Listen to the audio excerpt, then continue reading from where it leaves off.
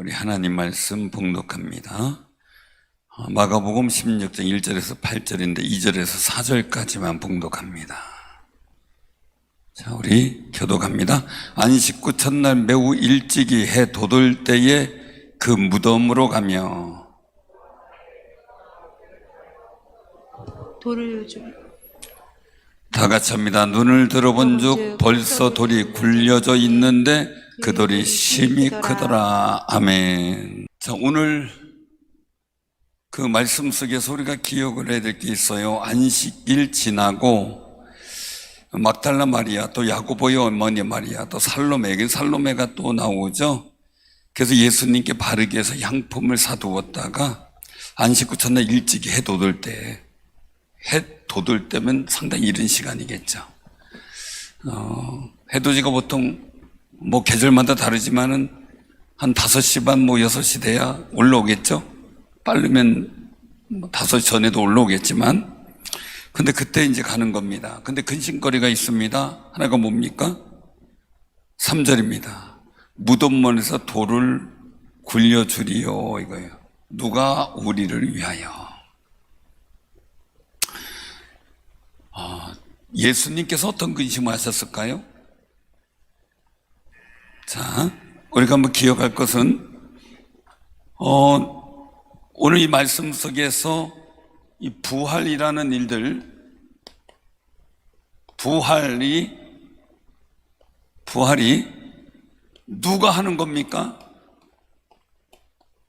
누가 해요, 부활을? 그럼 예수님이 부활을 예수님이 해요. 근데 예수님이 스스로 부활하나요? 그렇죠? 부활은 누가 시키냐면 하나님이 하시는 거죠. 하나님께서 일으키신 거예요. 그래서 오늘 여기서도 이제 말씀하시는 일들을 보게 되면은 그 6절에 보면 나사렛 예수를 찾는구나. 그가 살아나셨고, 이 살아나셨고의 의미는 하나님이 살려내셨고 이런 의미 같아요. 그러니까 하나님이 하신 거죠. 자, 그럼 예수님이 지금 현재는 어디에 있어요? 무덤에 있죠. 근데 이 무덤을 막고 있는 무덤 입구에 돌이 있어요.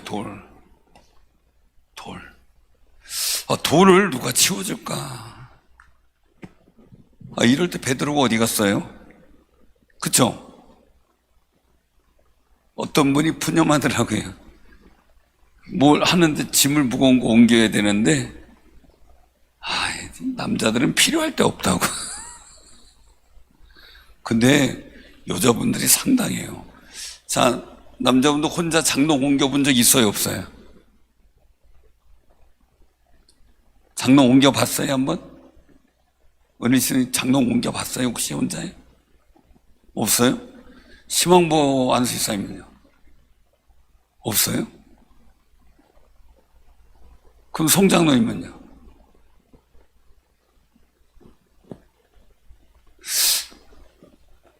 김세율 장로님은요? 옮겨봤네. 뭔가 기다리는 것 같다 답변하시요.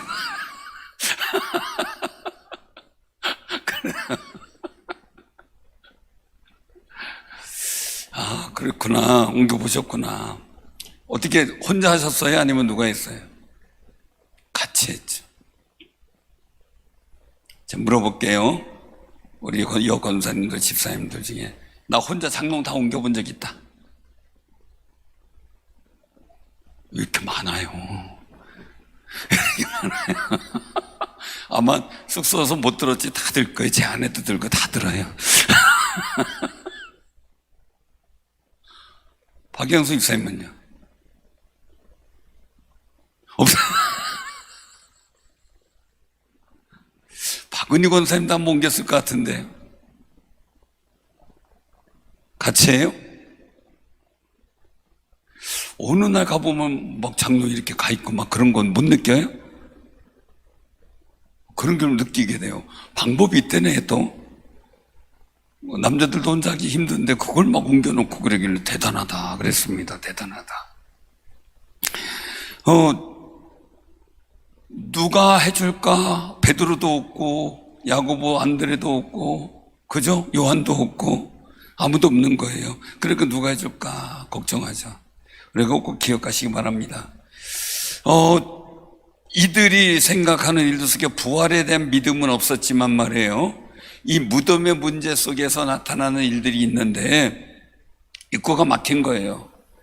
한마디로 보면은 다른 사람들은 예수님이 이미 죽으셔서 어떻게 됐으니까 그냥 신경 안 쓰고 있을 수 있어요. 그런데 이 무덤에 달려간 여인들이죠. 여인들. 이 여인의 마음이 있었던 거죠. 마음.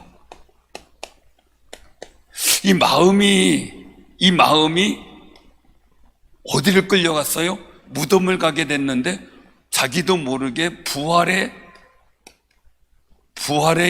현장에 가게 된 거예요. 부활의 현장. 기가 막힌 거죠. 사랑하는 성도님들, 우리가 하나님의 은혜와 복된 현장에 늘 갈 수 있는 귀한 삶이 되시길 바랍니다. 신기하게 꼭 먹을 거가 생기면 찾아오는 사람이 있어요, 없어요? 있죠.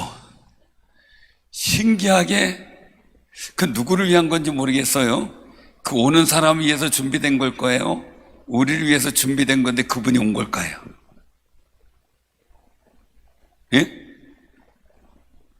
오는 사람이 복이 많은 사람이 먹을 복이 있다고 흔히 얘기를 하잖아요. 어떤 분은 꼭 다 먹고 다 덮는데 와. 공개를.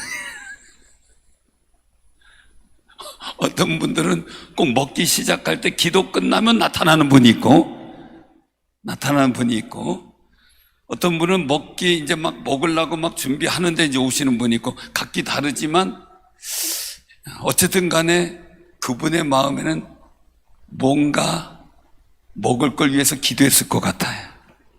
뭔가 먹을 걸 위해서. 제가 왜 말씀을 드리냐면요, 우리가 주위의 일을 할 때나 믿음의 삶을 살아갈 때 괜한 걱정할 때가 있어요.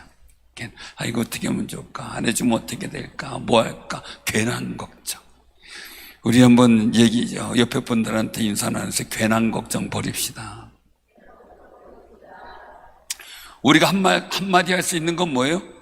주가 알아서 하시겠지. 주가 알아서 하시겠지. 지금 우리 교회 인터넷이 조금 문제가 생겼어요. 혹시 저 위에 누구 올라가서 건드린 분 없죠? 저 꼭대기에 있는 저게 이제 허브라고 하는 그 저기인데 거기 누구 가서 뭐 이렇게 건드린 거 없잖아요. 근데 하여간 어디선가 문제가 생겼어요. 또 거기만 보지 마시고 앞에 보세요. 봐도 잘 몰라요. 봐도 잘 몰라요. 제가 꼭 아까 물어보고 싶었던 게 있어요. 얼굴에 근심이 수심이 가득해서 힐링워십 팀은 막 찬양을 어떻게 해보려고 그랬어요. 자, 그러면 제가 범정누님한테 물어보고 싶은 게, 군대에서 사병들이 근심 가득하면 어떻게 해요?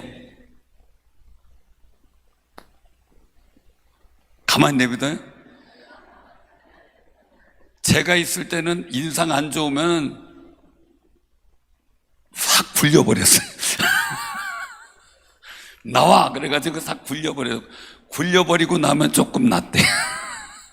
이 군대식이 이제 다른 거죠. 군대식이.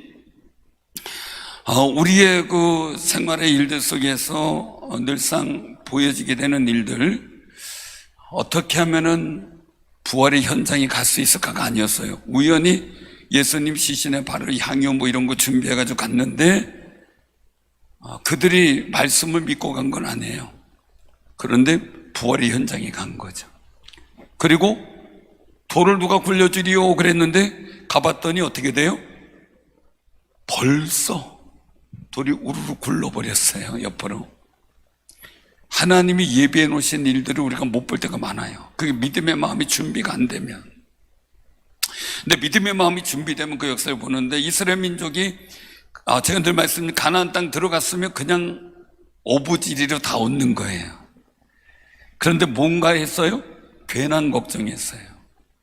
그냥 가서 어떻게 싸울 거며 안악자서 어떻게 이길 거며 그 땅 가면 우리 다 죽을 거 아니냐 괜한 걱정하다 보니까 어떻게 했어요? 못 갔어요.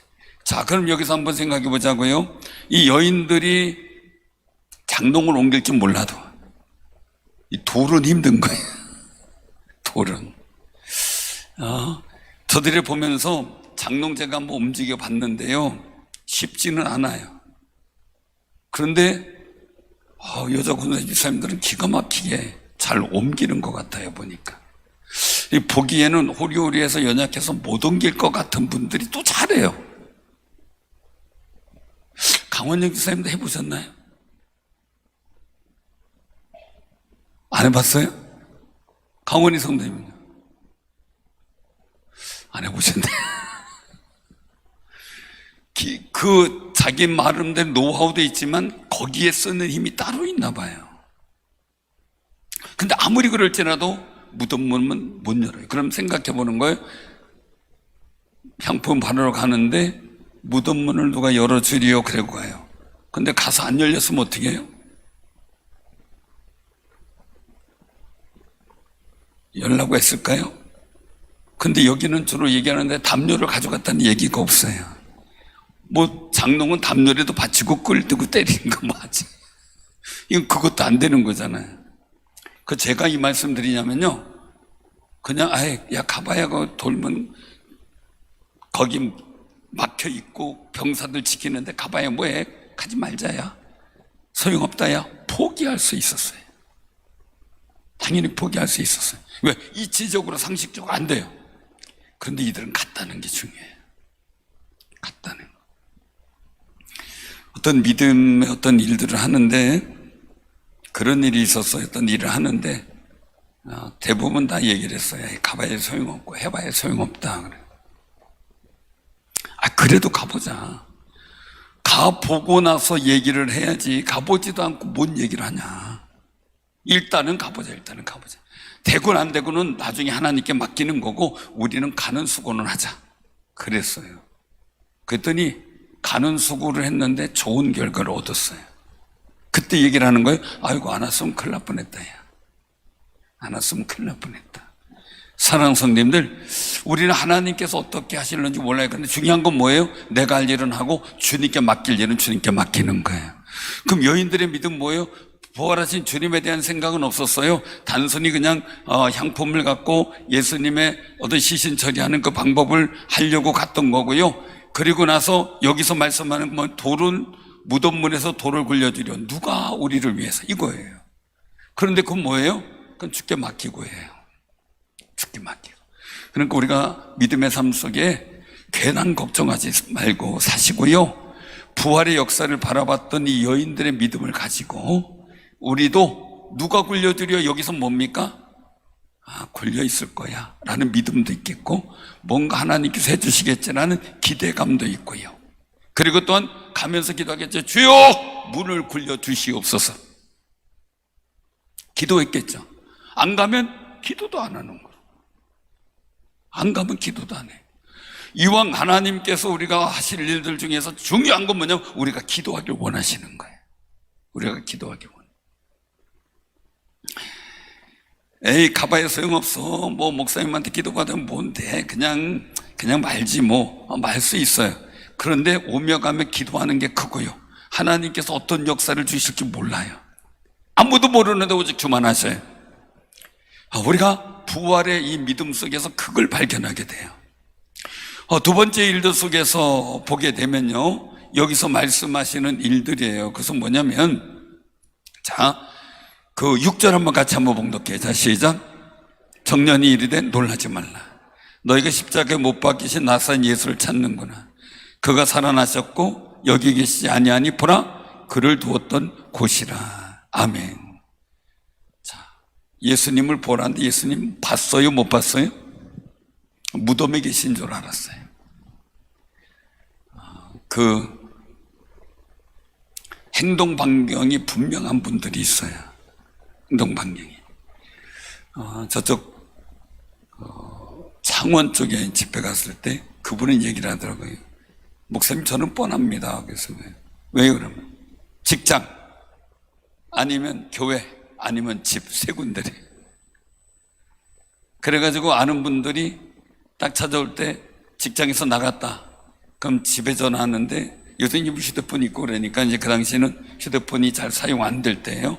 그럼 집에 전화했다. 그럼 안 되면 교회로 전화한대. 그 세 군데에 어디든 자기하고 연결이 된대요. 그런데 행동 반경이 지금 예수님은 어디로 가신지 모르는 거예요. 중요한 게 있죠. 왜냐하면 하나님 말씀 몰라서요. 부활한다 그래서 어떻게 돼요? 부활하셨어. 근데 부활했는데 어디로 가서 만나자 그랬어요? 7절이에요. 같이 한번 느껴봐요. 가서 그의 제자들과 베드로에게 이르기를 예수께서 너희보다 먼저 갈릴리로 가시나니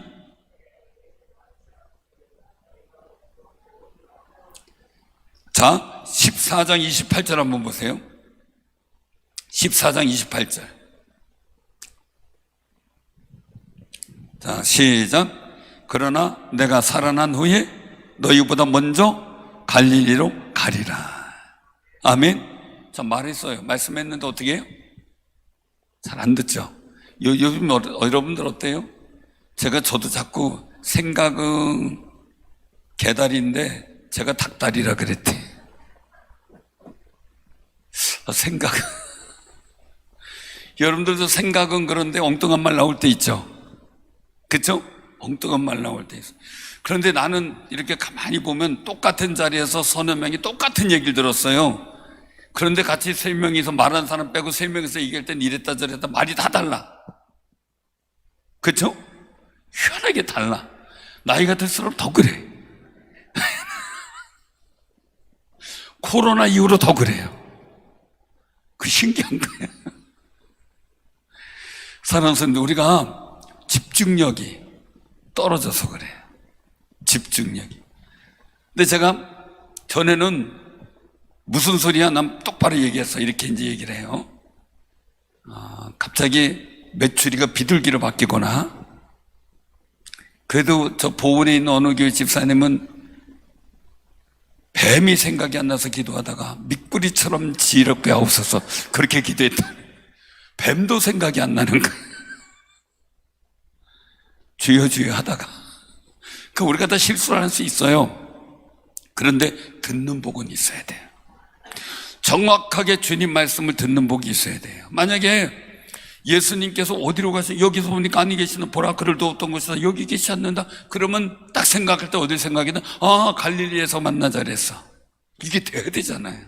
그런데 몰라요. 여자들이 몹시 그냥 떨며 그냥 무서워 도망가듯이 그냥 아무 말도 못하고 있는 그런 상황들.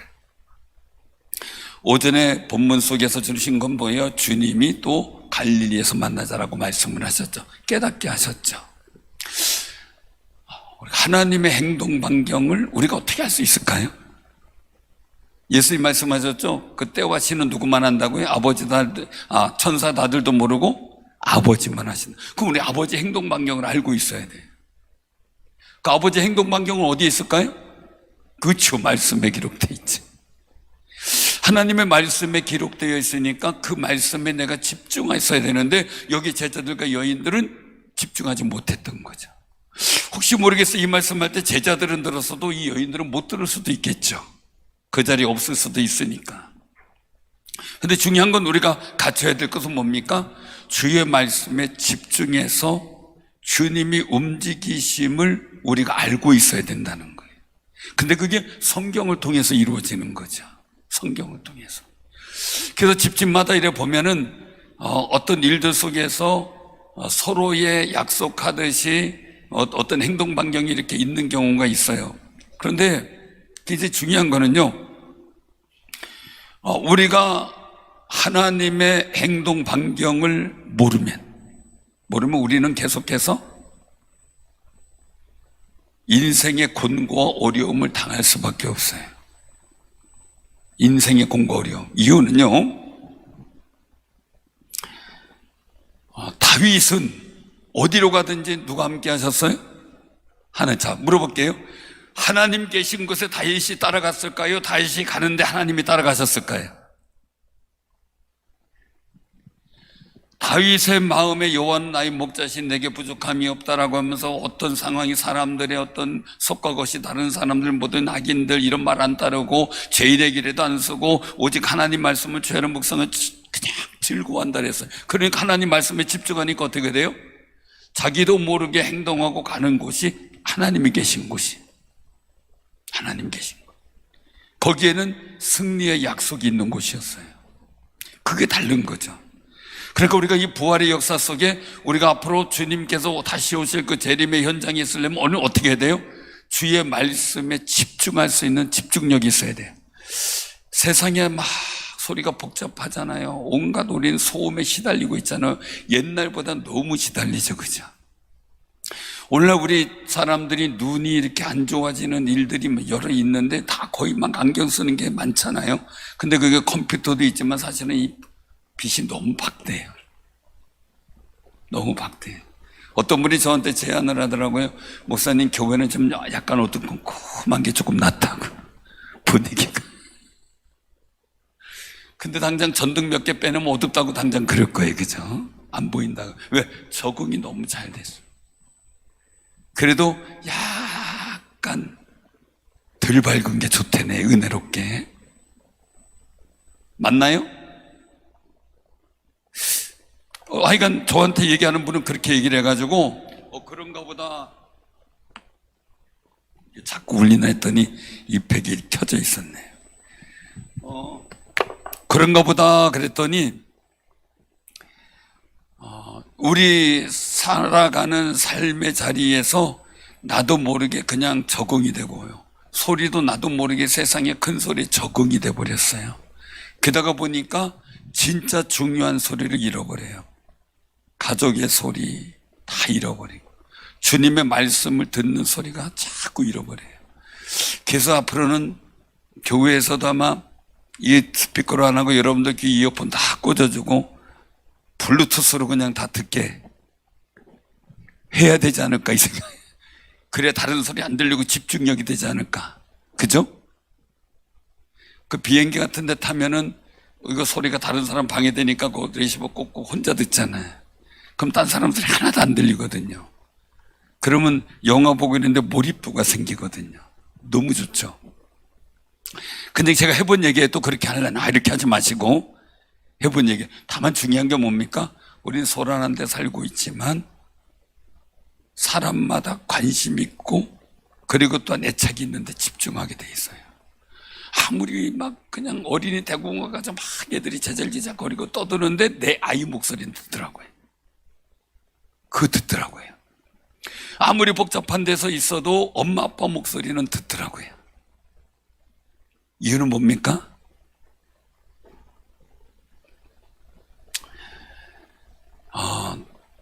집중력이죠. 익숙한 소리죠. 익숙한 거 귀 익었어요.